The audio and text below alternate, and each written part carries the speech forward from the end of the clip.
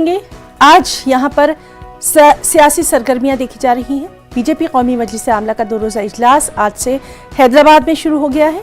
वज़ीर-ए-आज़म नरेंद्र मोदी, वज़ीर दाखिला अमित शाह, पार्टी सदर जेपी नड्डा, बीजेपी इक़्तिदार वाली रियासतों के वज़राए आला, तंजीमी ओहदेदार इस इजलास में शिरकत कर रहे हैं। मुल्क भर से पार्टी लीडरान हैदराबाद पहुंच चुके हैं। शहर की तमाम अहम शाहराहों पर इजलास के हवाले से बैनर, पोस्टर, पार्टी के परचम दिखाई दे रहे हैं। बीजेपी कौमी मजलिस आमला का इजलास हैदराबाद में 18 बरस के बाद हो रहा है।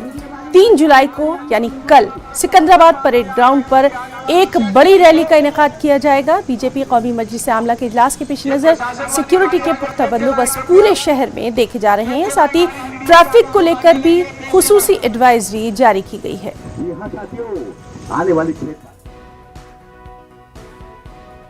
I'm here for the first National Executive Committee meeting.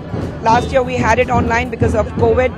So I'm very excited, very proud, looking forward to this meeting because it's the first time I'm going to be attending in person the National Executive Committee meeting. I'm looking forward to hear the other our leaders, very honorable leaders, and our honorable Prime Minister today evening what he has to say. So I'm really very excited.